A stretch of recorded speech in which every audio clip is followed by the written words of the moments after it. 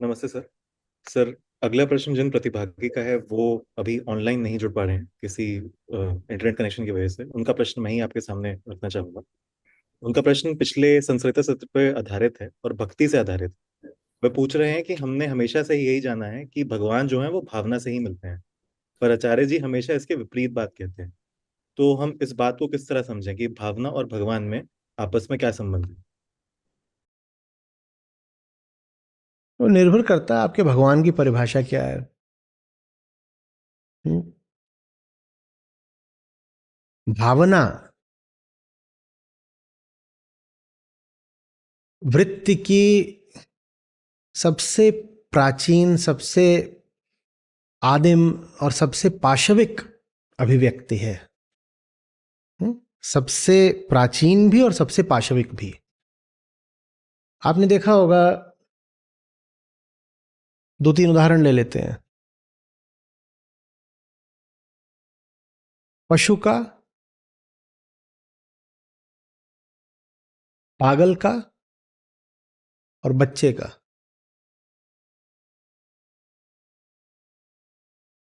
और पागल भी वो लीजिए जो कभी बहुत तेजस्वी हुआ करता था, पागल हो गया। कोई बीमारी लग गई उसके मस्तिष्क में, बड़ा धुरंधर गणितज्ञ था, क्या हो गया? पागल हो गया। आप उसका विचार अब अनुपस्थित पाएंगे, वो कोई विचार नहीं कर पाता, उसके पास भाषा भी नहीं बची है। इतना जबरदस्त कवि गणितज्ञ होता था, वो कुछ बोल भी नहीं पाता ठीक से, कोई विचार नहीं कर पाता। लेकिन अभी भी उसके पास एक चीज बची रहेगी, क्या? भावना। क्योंकि जब तक शरीर है तब तक भावना रहती है। शरीर है तो भावना रहती है। भावना का संबंध शरीर से है। आप बेहोश पड़े रहते हो तो कोई आके आपसे बात करे, आप जवाब नहीं देते हो। और कोई आके आपको चिकोटी काट ले तो उस बेहोशी में भी आपके माथे पर शिकन आ जाती है, आ जाती है कि नहीं? और डॉक्टर खुश हो जाते हैं, कहते हैं कि मरा नहीं है। डॉक्टर आके आपसे ये थोड़ी पूछेगा कि बताओ गीता में कितने अध्याय हैं। आप होगे बहुत बड़े वाचस्पति और बेहोश पड़े हो तो आपके बचने के कुछ संभावना है कि नहीं, ये देखने के लिए डॉक्टर आके आपको चिकोटी ही काटेगा। और चिकोटी काटने में आपके चेहरे पर थोड़ी शिकन आ गई, थोड़ा विरोध आ गया, तो डॉक्टर कहेगा अभी कुछ बच सकते हैं, संभावना है। शरीर है तो भावना है। भावना बिल्कुल शरीर ही है। इसीलिए वो मैं कह रहा हूं हमारी वृत्ति की सबसे प्राचीन और सबसे पाशविक अभिव्यक्ति है। पाशविक से याद आया, पशु। जितनी भावनाएं मनुष्यों में होती हैं, एक एक भावना पशु में होती है। और एक एक भावना जो पशु में है वो मनुष्य में मौजूद पाओगे। ये चीज होती है भावना। जिसके पास शरीर है उसके पास भावना होगी ही होगी। भावना के भी दो तल होते हैं, एक फीलिंग, एक इमोशन। एक होता है शरीर ने क्या अनुभव करा और एक होता है कि उसको क्या अर्थ दिए गए। तो फीलिंग थोड़ी ज्यादा पाशविक होती है या पूर्णतया पाशविक होती है। और जो इमोशन होता है उसमें शरीर और समाज का इंटरफेस आ जाता है। लेकिन वो जो हम अभी भेद कर रहे हैं वो आगे की बात है, बहुत समझनी जरूरी नहीं है। बस उनके लिए है जो पूछ रहे हो कि आप इमोशन की बात कर रहे हैं, फीलिंग की बात कर रहे हैं। ठीक है, संबंध दोनों का ही शरीर से ही है।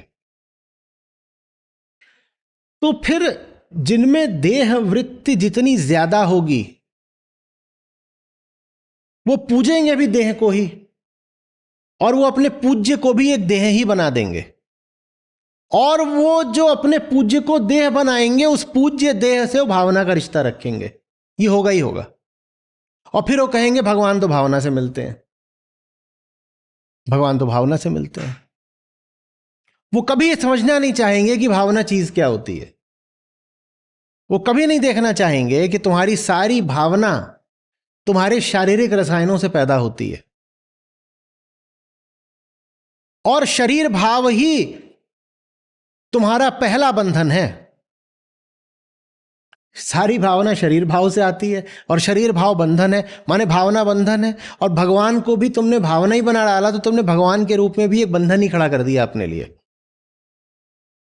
मुक्ति भगवान से भावना का रिश्ता रखने से नहीं मिलती, मुक्ति मिलती है भावना के खेल को समझने से। क्योंकि भावना शरीर है और शरीर ही बंधन है और मुक्ति ही लक्ष्य है, तो भावना को समझना पड़ेगा ना। समझोगे नहीं भावना को तो बंधन से कैसे आजाद हो जाओगे? बात समझ में आ रही है? पर जिन्हें बंधनों की आदत लग गई है, जिन्होंने तय कर लिया है कि बंधनों में ही रहना है, उन्हें फिर भावनाओं में ही रहना है। उन्हें अगर भावनाओं में रहना है तो भावनाओं को कोई मीठी चीज घोषित कर देते हैं, कहते हैं भावना बड़ी अच्छी चीज है, भावना बड़ी प्यारी चीज है, you must respect my emotions. This Acharya keeps hurting our feelings all the time, even now he is doing the same. अभी जो मैं बात बोल रहा हूं, न जाने कितनों की भावनाओं को बिल्कुल छलनी कर रही होगी। अरे हमारी भावना को पाशविक बोल दिया, तो झूठ बुलवा लो। बोल दो कि हम आपसे सवाल पूछेंगे, आप झूठ बोल दिया करिए, तो पूछा मत करो सवाल फिर। और अगर सवाल पूछते हो तो फिर जो मैं सच्चाई बोलूं उसको सुनने के लिए तैयार रहो, फिर कुपित मत हो जाया करो। पर कुपित तो आप होगे, क्योंकि क्रोध भी एक भावना है और आप भावनाओं पर ही चलते हो। भावनाओं का खेल क्या है ये समझने की आपने कभी जरूरत नहीं समझी। एक जानवर बता दो जिसके पास सब वही भावनाएं ना हो जो तुम्हारे पास है। जानवरों का खेल है भावना, लेकिन विचार नहीं होते जानवर के पास। आप में और पशु में यही अंतर है, आप में और पागल में यही अंतर है, वयस्क में और नवजात में यही अंतर है। एक के पास विचार होते हैं और एक के पास सिर्फ भावना। और फिर भाव और विचार के बाद आता है बोध। तो पागल, पशु और बच्चा, इनके पास सिर्फ क्या है? भावना। आम आदमी के पास अगर थोड़ा वयस्क हो गया, थोड़ी उसमें आ गई है अकल, समझदारी, तो उसके पास फिर क्या है? विचार। और फिर आता है तल, कृष्णों, कबीरों, बुद्धों का, वहां होता है बोध। वो मुक्ति की बात है। तो भावना है, भावना ऐसा है जैसे कि चेतना ने वैसी नवजात की तरह बस अभी आंखें ही खोली हैं, तो भावना है। चेतना अंगड़ाई लेने लग गई है, पर है बंधन में ही। जिसको जंजीरें बंधी हुई हो अंगड़ाई, तो वो भी प्रयास कर ही सकता है लेने का। तो बंधनों, जंजीरों में जकड़ी हुई चेतना बस अंगड़ाई ले रही है, इसका नाम है विचार। विचार गति तो करता है, पर बंधनों के बीच ही गति करता है। जैसे कैदी बिल्कुल बंधा हुआ है बेड़ियों से, लेकिन गति कर रहा है, ये विचार होता है। और फिर होते हैं परमहंस, वो खुले आकाश में उड़ रहे हैं। कभी हम उनको राम बोलते हैं, कभी कृष्ण बोलते हैं, कभी बुद्ध बोलते हैं, कभी महावीर बोलते हैं। ये मुक्त है। इन पर भाव क्या, इन पर विचार का भी बंधन नहीं है, ये समझते हैं। ये वहां पहुंच गए जहां वेदांत कहता है बोधो हम समझते हैं। विचार भावना से उच्चतर हो सकता है, लेकिन विचार भी बहुत बंधन की बात है। हम समझते हैं, हम विचार को भी समझते हैं। हम भावना के तो हैं ही, हम विचार के भी दृष्टा हो गए, हम साक्षी हो गए, मुक्त हो गए, बिल्कुल हम समझते हैं। ये उच्चतम तल है। समझ में आ रही बात? तो जो जिस तल पर होता है वो उसी तल पर अपने पूज्य को भी स्थापित कर लेता है। ये जो भावना वाले लोग होते हैं, सबसे निचले तल पर जो जी रहे हैं, वो अपने पूज्य से भी फिर भावना का ही रिश्ता रख लेते हैं और भावना ही भावना करते रहते हैं। जो विचारवान लोग होते हैं वो ऊंचे विचारों के कायल हो जाते हैं। वो फिर ऊंचे आदर्शों और सिद्धांतों को पूजते हैं, सर झुकाते हैं, कहते हैं क्या गजब का सिद्धांत दिया है। वो फिर चिंतकों, दार्शनिकों, विचारकों के मुरीद हो जाते हैं, कहते हैं वाह वाह, कहेंगे क्या बात बोली थी, हीगल ने क्या बात बोली है, नीत्शे ने क्या बात बोली है, मजा आ गया बिल्कुल सार्त्र की बात सुन के, और मार्क्स का तो क्या नहीं किया, गजब। वो फिर विचारकों की बात सुनेंगे। और जो सबसे ऊपर आते हैं उनको न भाव से मतलब है, न विचारकों से कोई मतलब है।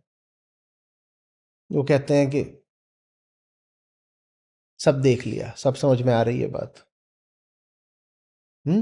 पूजने योग्य तो बोध है बस। किसके आगे सर झुकाता हूं? बोध के आगे। बोध मात्र के आगे सर झुकाता हूं, और कहीं सर नहीं झुकता मेरा। अहंकार झुक गया मेरा बोध के आगे। और बोध का मार्ग क्या है? आत्मावलोकन। स्वयं को देखता हूं, जिंदगी को देखता हूं, बात को समझता हूं। इसी देखने को मैं उच्चतम जानता हूं। ये मेरा आराध्य है।